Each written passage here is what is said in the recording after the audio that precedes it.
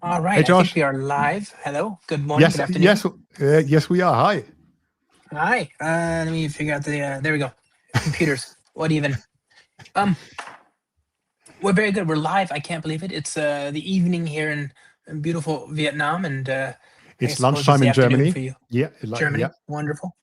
Dinner time. Actually, is that true? Is it literally 12 o'clock there? It's 6 o'clock here. So It is literally 14 minutes past 12. Yes. yeah, yeah. Okay. So perfect. As we sit down for dinner, you sit down for lunch. Um, I'm joined today by the amazing Marco. Is it Baylor? I mean, how do Yeah. you? It's difficult to pronounce for anyone who's not German, but Behler, Beeler. Behler. Beeler. Yes. Yeah. Yeah. So sorry. I Uh, uh, We're perfectly smooth fine. smooth Yeah. brain. Smooth Yeah. brain. Sorry. Yes. Um, I've been look. I've known you or of you, I suppose, and we've talked, I'm sure, and at odd points here and there. But I've known of you for so many years in the spring community. I've read your Yes. your blogs, and I'm sure I've put some of them in this week in spring and the like. And um, You have, and yeah. and then Reese, yeah, and I thank you for that, by the way. Obviously, a big fan. But then of late, you've had these wonderful uh, Marco's Marco Show. videos on Conversation. Mhm. Marco Show. Yeah, the Marco Show. Is it the or just Marco Show? I suppose that's where I'm We, tripping up. we call it. So I don't know. I don't know about the correct grammar, but I think we called it the Marco Show. Well, yeah, The Marco Show. Yeah, yeah. yeah, Okay, as opposed to yeah. a Marco Show. So yeah, Yeah. Uh, yes, and they're great. I mean, you've got some like incredibly good conversations going on there, and you've got a nice set. Now, you might have noticed I'm not one for sets. well, So color me jealous. I can give you a bit of background on how it all started Yeah, if you want. I mean, the thing sure. is, see, I like to actually I like to listen to people. So today is a bit weird because I'm the one talking, but I really like We are in to the learn. same group. Yes, I like to learn from people, their experiences, and especially in the tech world, I find it fascinating. What I think we all could do so much more, learning from each other than just everyone talking. So, I had the idea of let's create a long form podcast format. Essentially, let's talk with exciting people in the programming space, in the Java subspace, but literally everyone who does something cool. And Yeah, I had a couple of, for example, Casey Muratori, who's doing his performance aware programming work and posts a lot online. And I thought, hey, it would be great actually to talk with him, get a C programmer's perspective on Java and everything. So also do some right. cross let's call it ecosystem or language conversations. And yeah, then we got together and thought, yeah, let's make it fly. And I have a tiny small team. You were talking about the sets. We have the camera and the set person. Alex, shout out to you because you're doing a great job with setting up everything, the cameras, the set, the audio, Right. whatnot. I have Nastya, who is working on the production side of things, organizing everything, and it's a tiny set of people. And yeah, I think we're making great stuff happen, to be honest. Yeah, I completely agree, and having those extra people certainly helps. I was telling you before the show, I've trained my audience to expect the worst quality AV uh, production value for their Yeah. buck with my work, and seeing what it looks like when it's done well is really quite impressive. So anyway, Yeah. if people want to see something and listen to something good for a change, who watch my show, please go find the Marco Show. Is it on JetBrains' YouTube or what's Yes, the? it's on the IntelliJ IDEA YouTube at the moment. I mean, the last episodes we've been talking a lot about Java. We've had Raphael Winterhalter come in from Oh, ByteBuddy, for example. We've had Thomas Wurzinger from GraalVM. We have a couple of Java people lined up who are speaking now. Everyone from the European area, essentially. We're planning on going to the US in a couple months, which means also, oh Josh, we're going yeah. to come to SF and we're going to interview you. We're going to Oh, interview. good. I appreciate Yeah. that. Yes. And then we're gonna, find out, your entire life history. We've got a couple of hours to spend then. Yeah. So Yeah, be yeah. prepared. I can't wait. And and literally, if people have any topics, any guests, whatever, let us know. We're trying to, yes, we're trying to make something nice work. Well, I love this. I love the content. Because again, it's so easy to find, uh, you know, slide shares and Yep. slide decks and videos of people presenting their slides. And I don't know. I find either code or people to be infinitely more Yes. interesting than abstract And, discussions of either. yes, and what I tell people is on the show, literally, I want it to be like two friends hanging out with each other, just talking about stuff. There is no, it's not a perfect whatever a newscast where you have to dress up and speak the perfect sentence. You can swear, you can do whatever you like. It's just two Sure. friends hanging out and having fun. I quite like it. I mean, and it does feel like that. And you get some really good, candid conversations. Um, that way. So that's great. Yeah. So let's flip the script a little bit here. Tell me about yourself. Like, what is your what why did you decide to do What I'm this doing.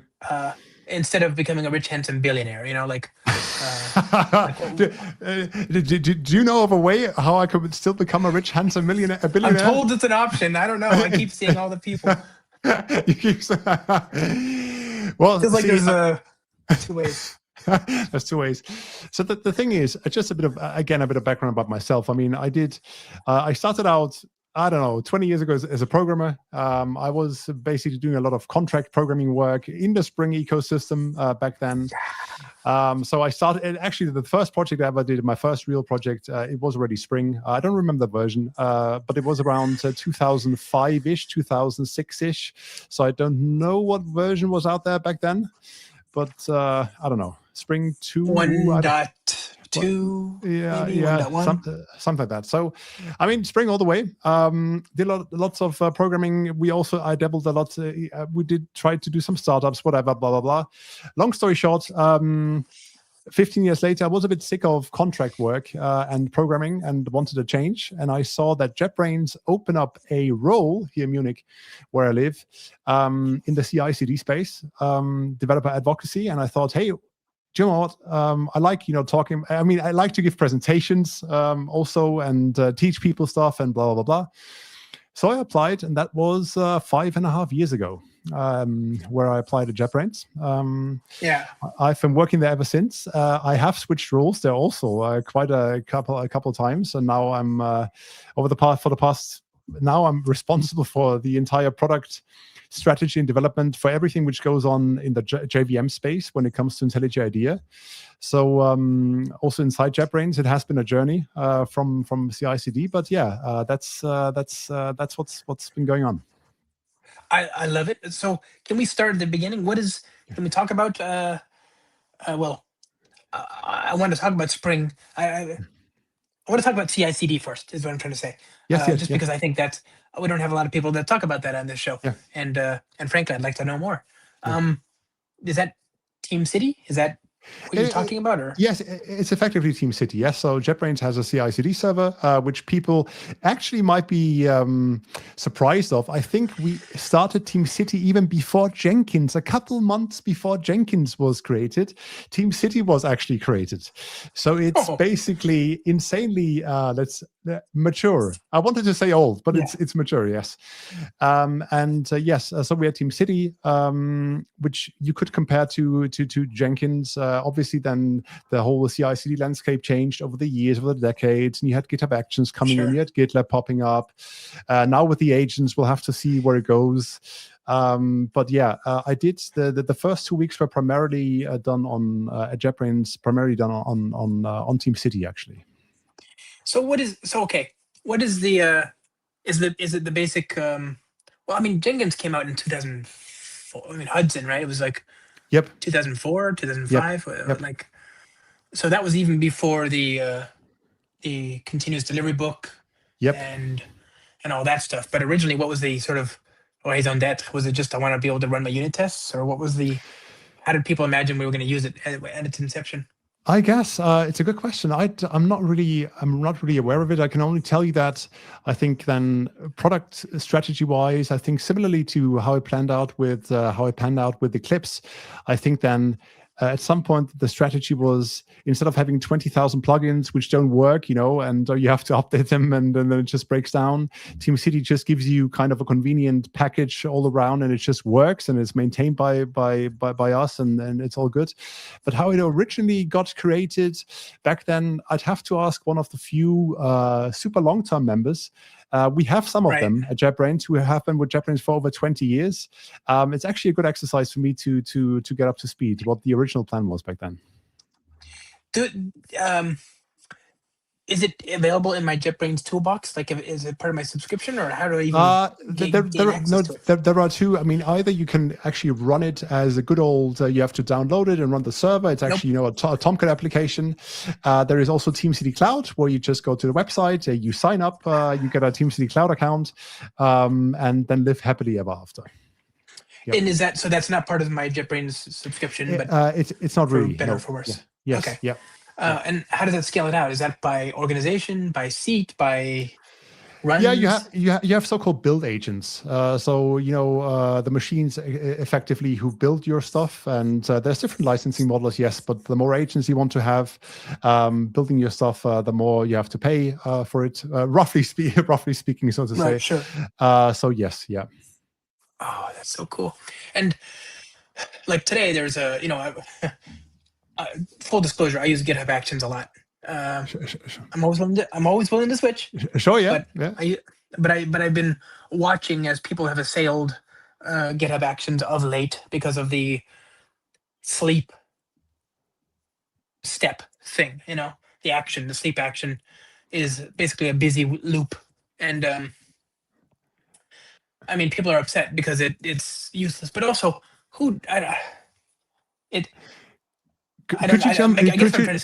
Could you tell me about that sleep action again? Sorry, because I think you broke off there for a second. The internet connection was a bit wobbly. Well, what's the sleep thing with it? Yeah. Oh, so in GitHub Actions, of late, there's been a lot of noise on the internet because people are they found the source code. They finally understood what's happening in one of the actions, the pre-provided actions that comes with the platform, and it's called the sleep action. And basically, it's just a busy sleep.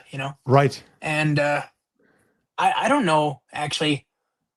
It started this whole conversation around, well, has Microsoft abandoned GitHub Actions, and the usual FUD, right? And I don't know. I mean, I quite like GitHub Actions. It served me quite well. Do you remember we had what was the one that was before that was so good?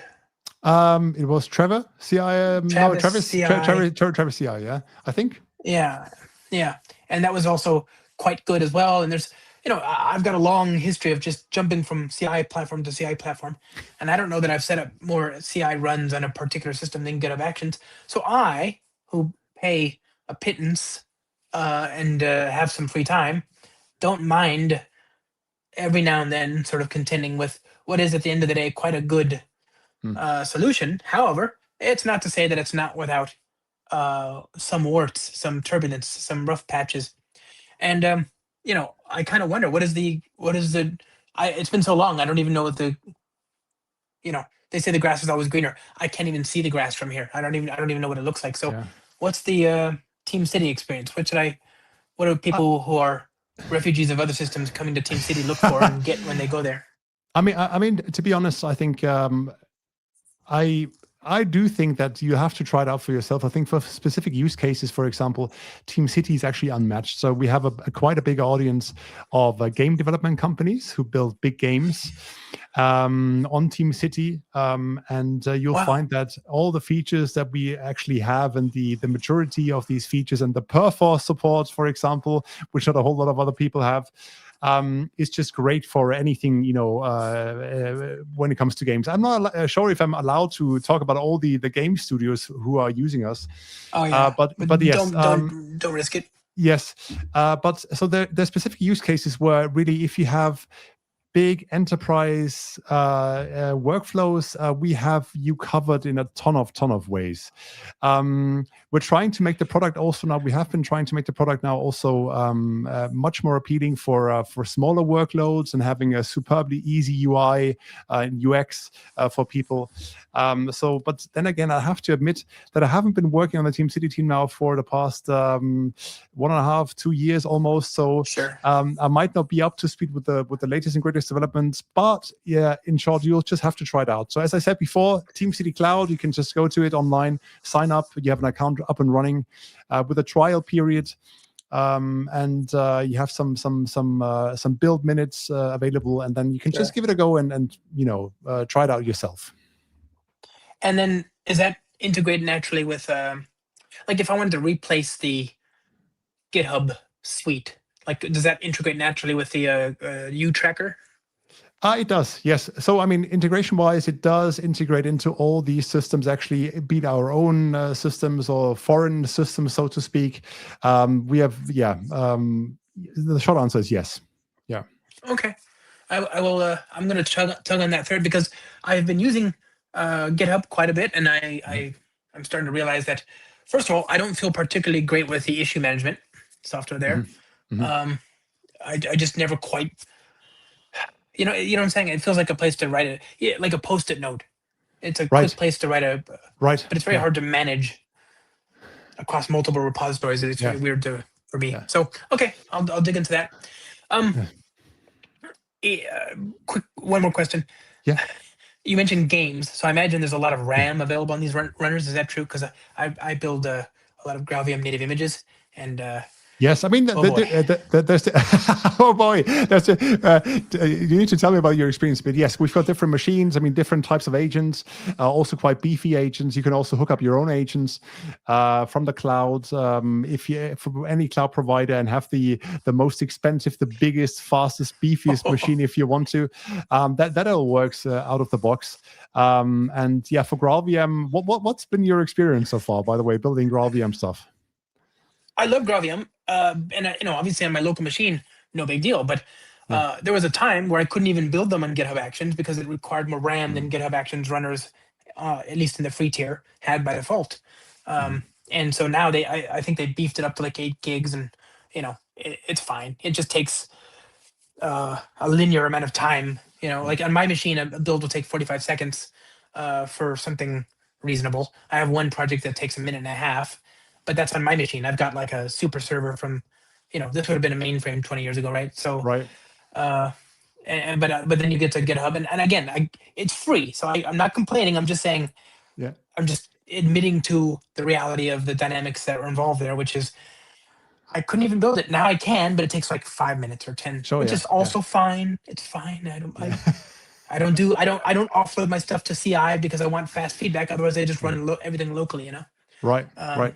But if I could shorten that and then pay hopefully a nominal amount, is the U tracker / TeamCity experience good for the self-starter indie hacker, or do you need to be in a large organization federated? I have to be honest, for the indie hacker, for literally a solo person indie hacker, probably not the utmost best experience, if I may be honest with you. No problem. So I appreciate it. Yes, I'd love to have your feedback on it, actually. But as a solo person, it wouldn't be. I don't think it's our unique selling point. Yes. Okay. One of the things I'm just wondering is it easy enough to? One of the things I love about the whole GitHub experience, of course, is I have this the version management and the project management are once you create one, the other one follows, right? Yeah. And then the build for that code follow as well, right? They're all just sort of adjacent. If I create a new Git repository, I have issues and I have builds. Is it possible to do that kind of workflow where I say, here's my Git repository, spawn everything else in response to that?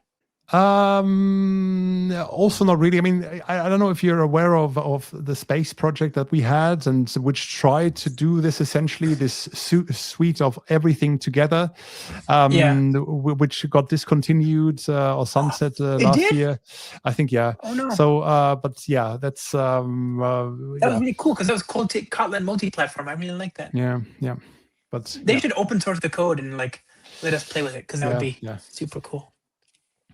But yeah. Okay, I'll check it out. Okay, so that's that. I'm really interested in that kind of stuff. We have plenty of people who come here and talk about Spring, but nobody's ever talked to me about TeamCity. So yeah, would appreciate your feedback. And also, by the way, I don't know if you're, I don't know how heavy you are into building AI agents and writing your own agents and whatever. It would actually be very interesting to see what your experience is like. Well, I mean, to the extent that they're just a Spring Boot app. Sure. Sure. Use Spring AI and Enable. Yeah. Okay, so now you went from there, and then you started doing. You said product management for. Yeah. So I mean, what I did is, I did. So I did developer advocacy in TeamCity. Then I did actually product management in TeamCity, and then I did. I was for a short time the Java team leader of advocacy. And then I switched from advocacy to now being the so-called head of ecosystem of the JVM, which means I'm responsible for the Java stuff. I'm responsible for parts of Kotlin, Scala, and all this essentially. And now it's just mainly doing product. It's now entirely product work. So there's a team of product managers, and there's marketing, and there's developer advocates, and there's business people, and this is everyone is working on making IntelliJ keeping IntelliJ the greatest tool alive for JVM development. Right. Okay, I have questions then, because actually we had Dmitry Jemerov the other day, and yes. He spoke briefly, but he couldn't speak confidently about the state of the Scala support. And actually, I was curious. Can you speak to that a little bit? Yeah, well, the state of the Scala support is we have a team actually working on it, maintaining it. We have just I had the first sync with the Scala team last week on what they're doing. They're trying to continue working and maintaining all the making sure the new versions work perfectly well in Scala. So yeah, it's something that we're actually actively working on and following up. Well, sure. So I mean. What I explained to Dmitry was, years ago in Scala 2.x, which is, it's long since been superseded by 3.x and Dotty and all that stuff. Yeah. But in 2.x back in 2011, the year, I was able to import the Akka source code. Right. Yeah. Which is quite a heavy lift, and that language defies parsing and resolution, right? Especially static analysis. So a lot of that was, it churned, but it did do the job. It was slow. And I sort of wonder, like, what is it, if I tried it out these days, would I expect it to be more fun? I think it probably would be. If nothing else, the Macs are better. Yeah, the interesting thing is I necessarily don't really know where the Scala community as a whole is at the moment. I mean, in terms of how super lively it is at the moment. I mean, that there is definitely companies and people using it. As for our support, yes, I think you might find a better experience than you found in 2011. Yeah. Sure. Okay. Yeah. I gotta try it out. Yeah. There's a lot of like. As you know, and some of the audience might know, Scala they hang on. Yeah. They do not relinquish that language, and so I feel like I'm going to. Okay, so apparently there's Lichess. Yeah, I've heard of this one. Mm-hmm. It's a ginormous open source chess server, and it's written in Scala 3. Right. So in theory, this might be something to try out. Yes. Mm-hmm. I don't know. Okay. Yeah. I have to admit, also for myself, it's been a while since I wrote some Scala. I had a a longer stint where I thought I need to get properly into functional languages, and I did some Haskell and some Scala, Ooh. then also whatever. But that's been a while actually. That has been a while. Yeah. I mean, it's good to palate cleanse every now and Yeah, then, you know. yeah, Um, yeah. I don't know about you. I have not had. Uh, I get some of the basic functional programming paradigms as you would experience them in like days 1 and 2 and 5 and 10, but not 30. You know, like Yeah. I'm not. I've had like, you know what I'm saying. I've never gotten to the point where I feel like I could just leave my imperative or object oriented paradigms behind completely. Me And I know a neither. lot of people have. I'm sure it's fine. I'm sure I'm just missing something, right? Um, but so as a result, I never sort of, like, some people, they go down that well and they have an epiphany, and then they never come back. You know? Yeah, so I don't actually. So for me, there were two things. I mean, that's been a long time. I think there was also a decade ago, where there was a game programmer who had a blog. I don't remember his name anymore, and he was a game programmer who also dabbled in functional programming and tried to pull off a lot of game development in functional style. And he was very, very open about it, about the problems and edge cases, and how imperative is actually not going to go away. And there was a couple of people back then so I never dabbled. I was never completely on the train or on the hype train of 100% functional programming. At least not me personally. Yeah. So yeah. Yeah. I'm sure I'm again. It's just, it must be a gap in my knowledge. Okay, for the record, I have. I might disappear completely. I just started to git clone the Lichess GitHub repository, and Right. it's at 3%, and so what little Wi-Fi I had might dwindle to.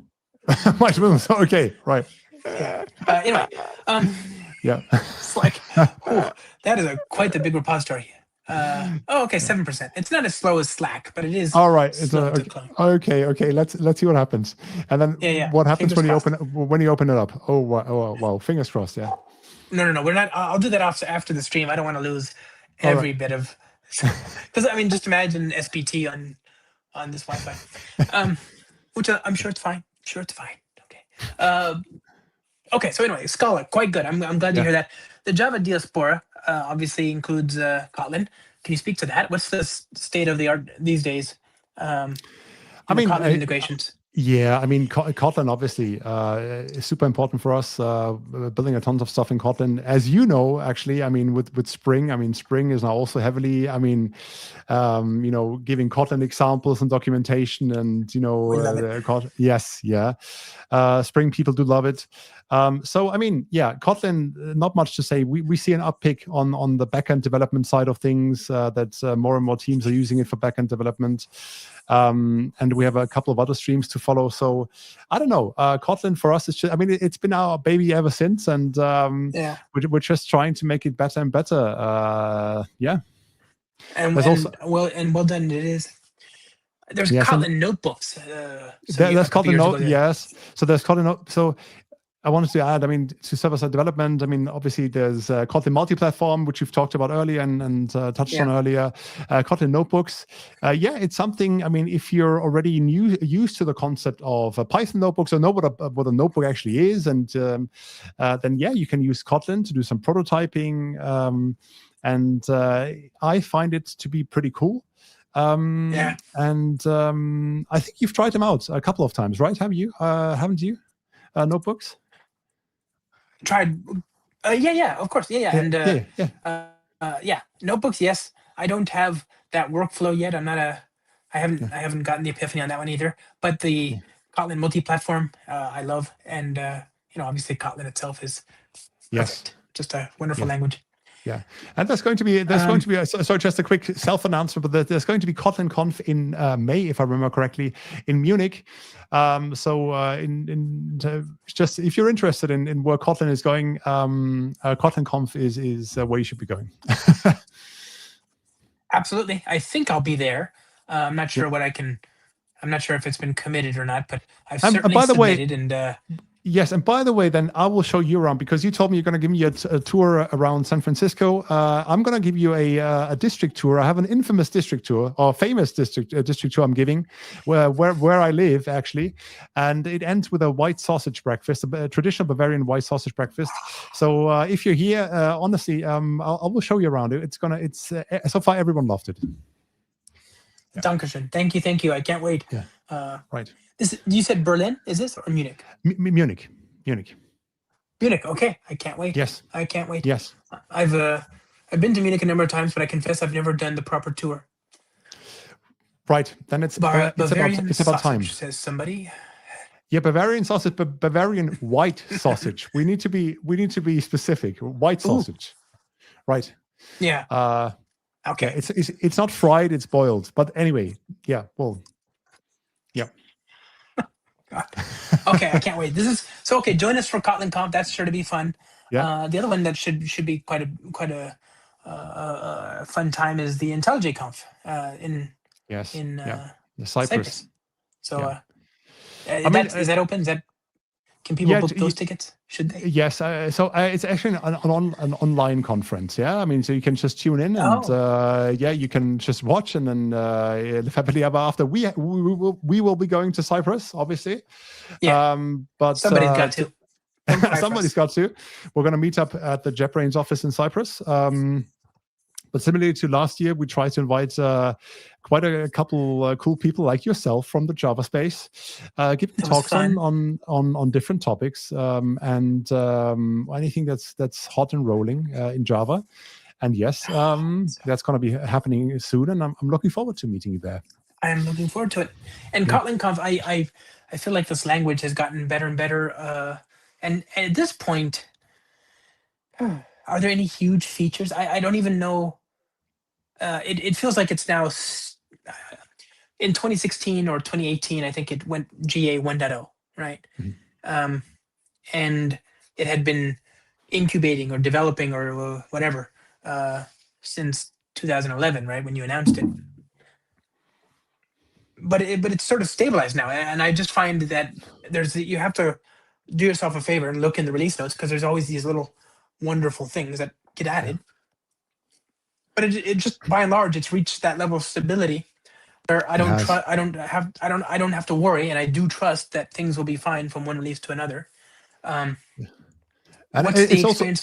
it's also things like we are aware that, for example, compilation times were not great previously, and we did tons of work lately on the K2 compiler, which improves a lot of things for a lot of people. So there is just stuff that we're trying to constantly improve to make the whole experience just better. We also, by the way, there is work ongoing on Kotlin LSP, which the thing is, in other languages, for any other LSP able tool, so to speak. So yes, we're trying to bring the Kotlin goodness to more people around the world. Essentially, that's what's happening. Yeah.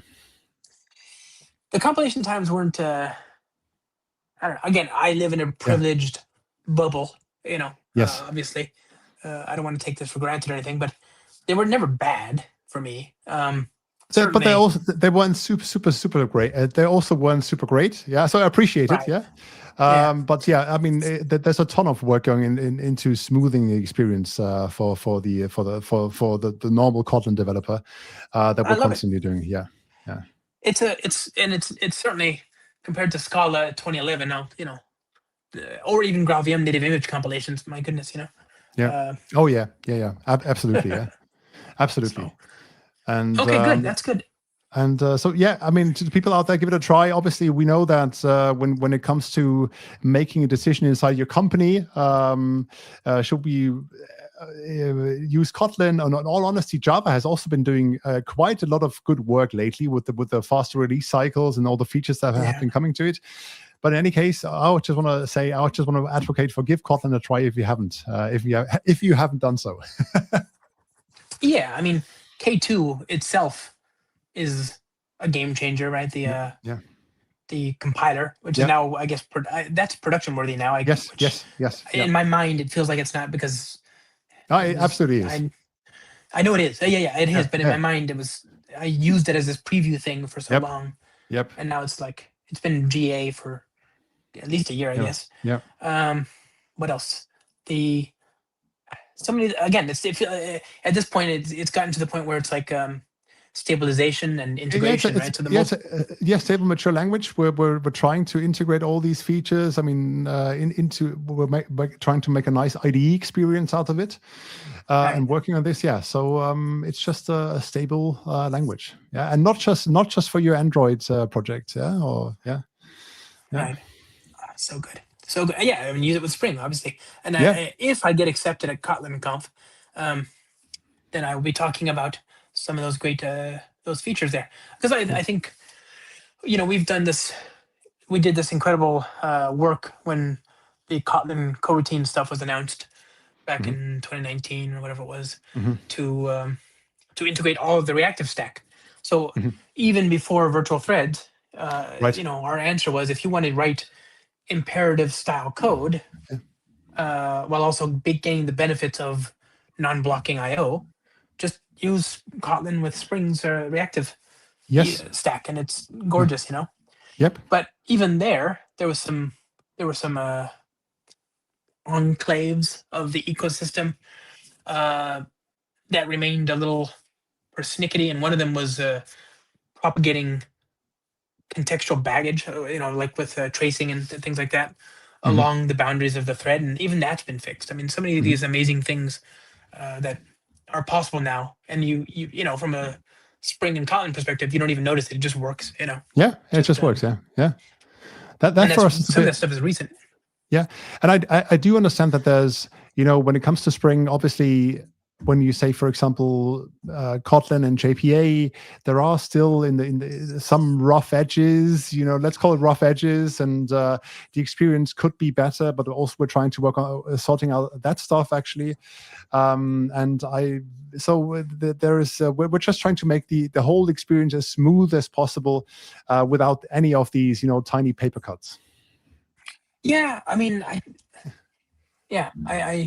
never use JPA, so it's never really bothered me. And Yeah. quite the contrary, the data classes, before before we had records in Java, I had data classes in Kotlin. And life is so much better. The the thing you learn about the thing I've learned, and I don't Yeah. learn quickly or particularly well, but the thing I've learned is that if you want to build uh, if you can't solve your problem with objects, build more objects, right? Just write more of them, and Yeah. the cheaper and easier it is to do that, the better your results will be. And Yeah. so Kotlin just makes it very natural to shape the program. Yeah, absolutely. Yeah. And by the way, have you never really used JPA any sort of, I mean, directly, or I mean, have you had Oh longer? no! Oh, you Yeah, I mean mean, I used I've abused JPA. yes, yeah. Hmm. And when I started my, you know, uh, we had Apache OJB, and we had EJB2, Right. Yeah. and Yeah. entity beans, and then when Hibernate got introduced into Java EE5 and it became JPA, um, Right. I used that certainly, Yeah. but then I started to.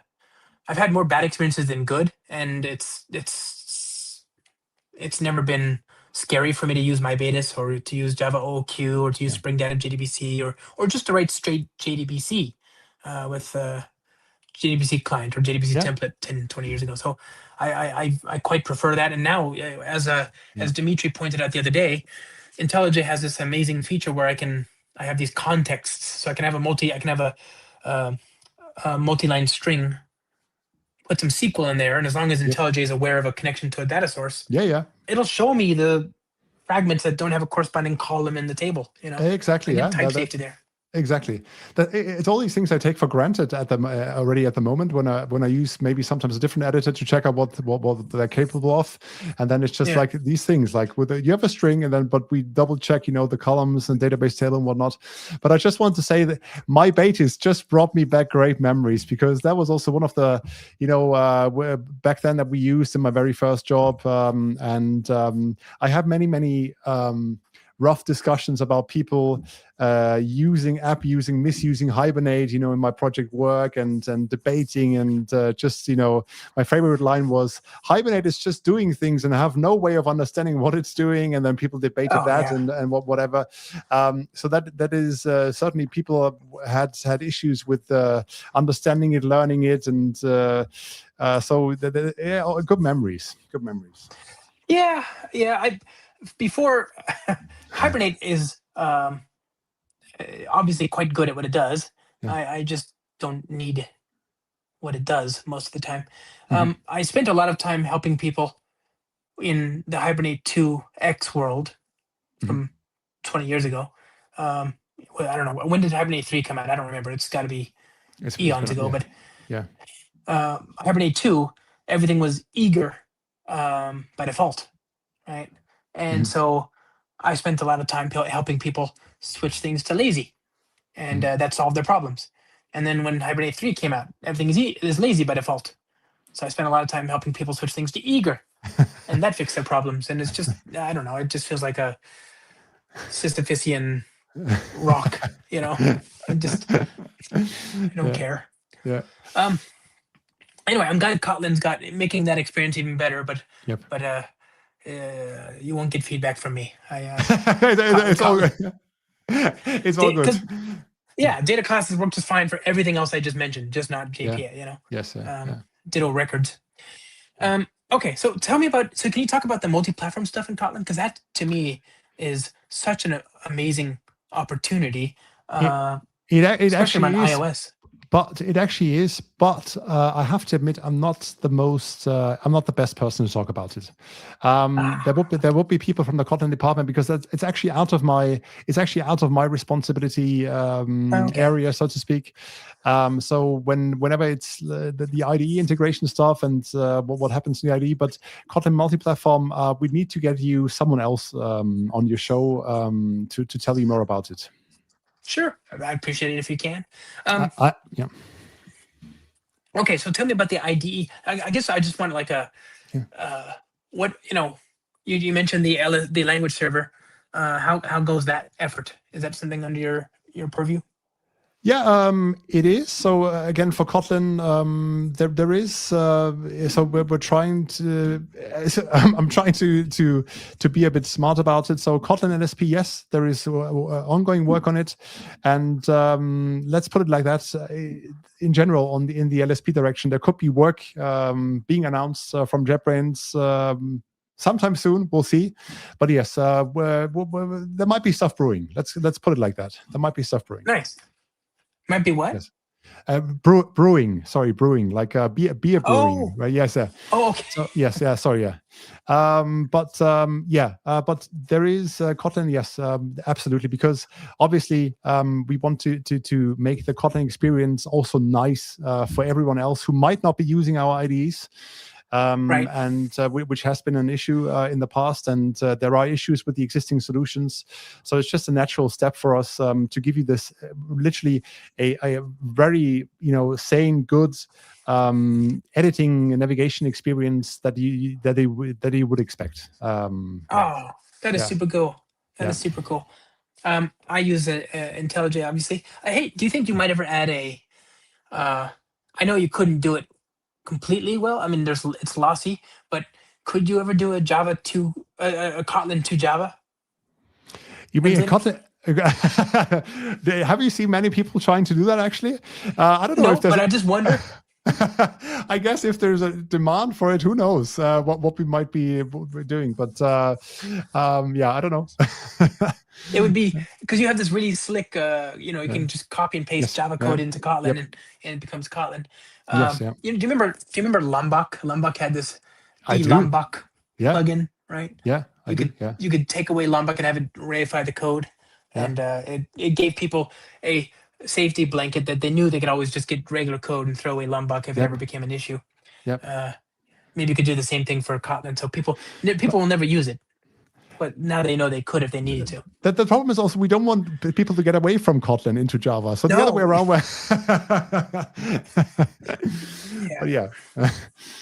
That's amazing. Oh goodness. Okay. So Kotlin, and then you're working on the Java ecosystem. So all of Yeah, this stuff to do with product on IntelliJ. Um, pretty much every. what's yeah? What's new there? What do you got? Yeah, I mean, so the thing is, actually, what one thing you, I mean, one part of the Java ecosystem, one huge part, obviously, Spring, the Spring universe. I'm pretty. I mean, you're aware of Spring Debugger, for example, that we brought last year initially, Yep. that helps you debug your application. And I think we're going to continue working on these, especially now in the time of AI. With a bit more insight on runtime information. So you can expect something like Hibernate or Data Debugger also coming Yeah. pretty soonish. Nice. Spring Debugger, obviously, we're going to continue investing in it and adding more and more features. And there's an endless amount of stuff we can actually bring to it. For example, easy, let's say, visualization when a request comes in and you have Spring Security running, that you can actually see just in graphics which rule is being meshed and why did it actually not was it able to hit certain methods and whatever. And just we're trying to make life easier for developers out there. And as Spring is a very big, mature ecosystem, there is a lot of stuff we can do with these runtime insights, essentially. I love it. And yeah, You've got the Spring Data reverse engineering support. yes, and I also noticed. yes, we have. Yeah, so I That is mean, so slick. all of this stuff essentially. So if we're trying to, it doesn't really matter whatever it is, but the entire workflow. You have a database, you have your Java code. We're just trying to in the IDE give you all the functionality. I don't know, create a database from Java code the other way around. The queries, as you said, the framework. So we're literally, I don't know, we're trying to give you the best, most convenient way to work with your your project. Yeah. It is so good.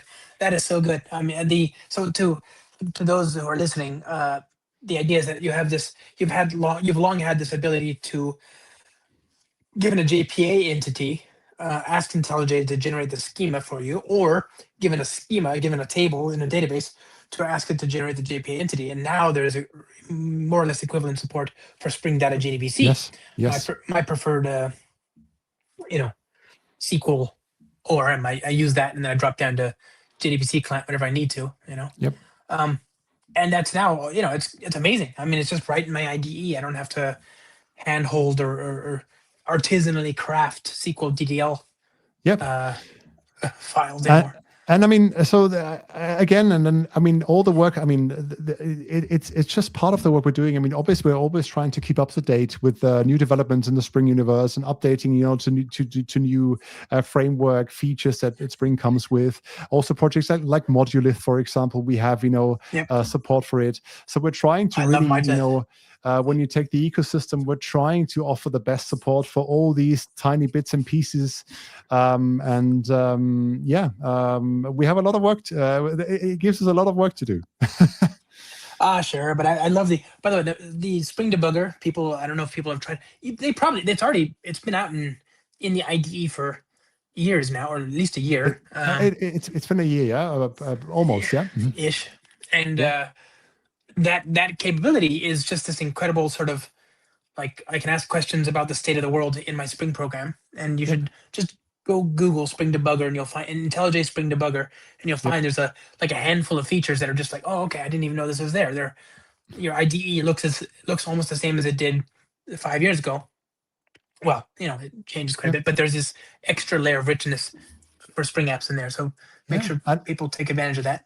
And it is. I Um, mean, so what people to plug that out, the simplest feature that people appreciate about Spring Debugger is when you start up the application, that we automatically detect your databases, your data sources, so to speak, and yes. offer them to you in the database tool window. So there's no need for you to do anything manually anymore. We just understand your project and we offer it to you. That's what hypes most people about it, and that Yep. is even apart from all the other insights on the beans and on your project and then transactions and whatever you have.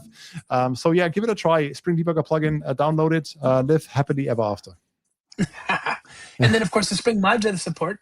Yep. Spring Modulith is a set of runtime and design time tools, and so there's a natural opportunity for interplay with the editor, right? The Yep. IDE here.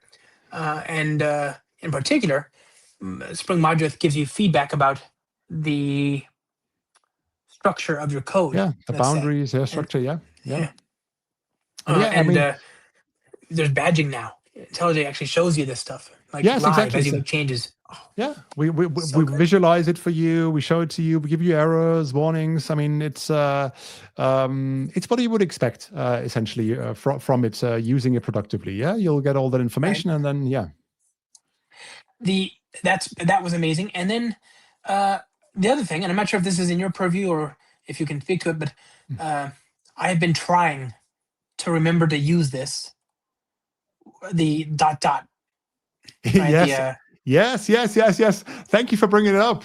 Yes, yeah. what explain to people what this is. It is such a trip if you don't know it So and you I'm see it gonna for the make first time. I'm gonna make it very the pitch is very simple.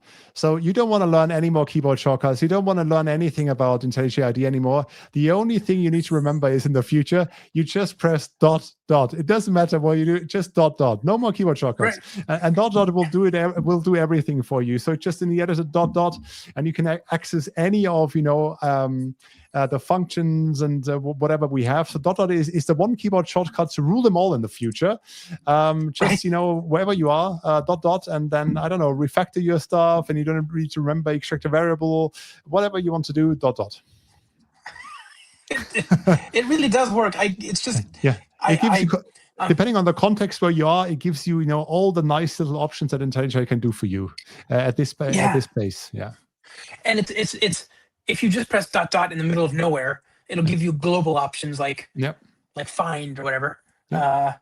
But if you do dot dot after accessing an instance variable, this dot foo dot dot, okay, and it'll give you options like I want to extract a method or refactor or whatever. I mean, just amazing. And I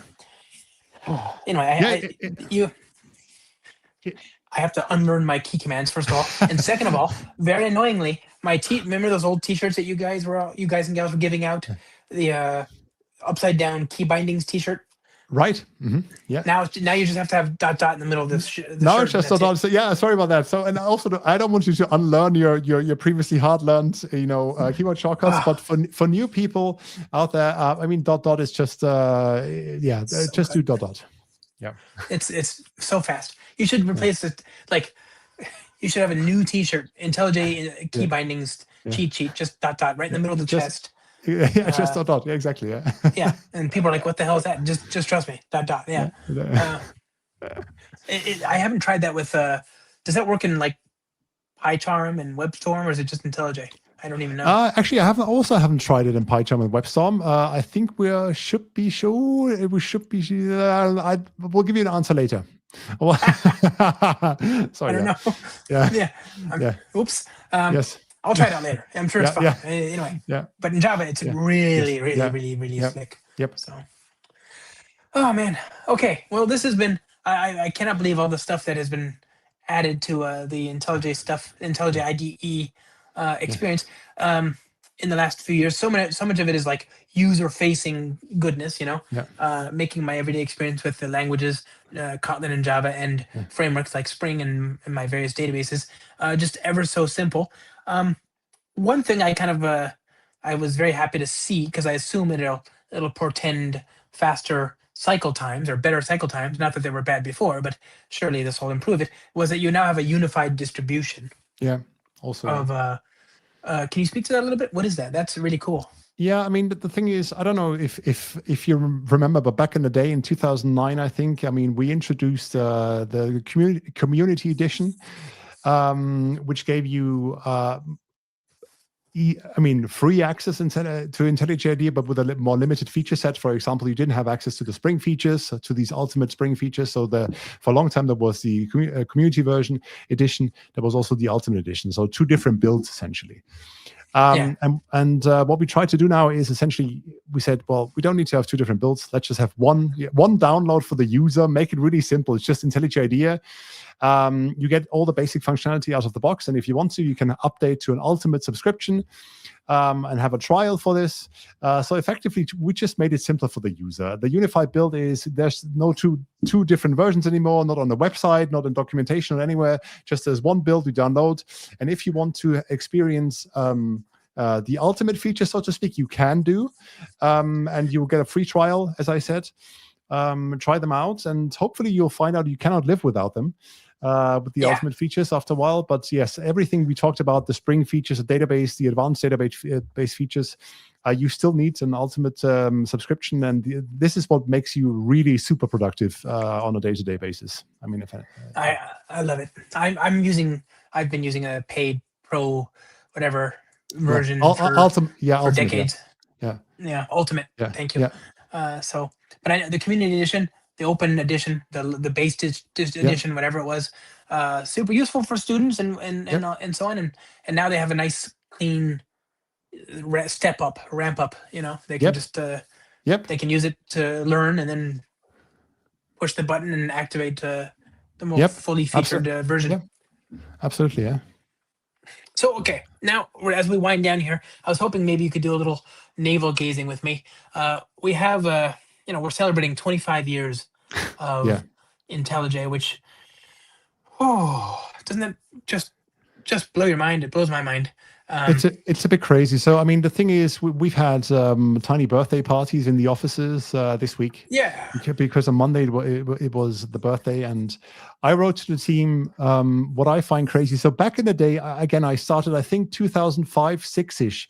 I was working in a shop which was Eclipse heavy, and I tried to introduce, for whatever reason, IntelliJ IDEA. And back then I was also trying to get the access to the early access versions, and I always lived on the bleeding edge because they put in so much good stuff. Essentially, every release back then, it was just mind blowing what it could be done.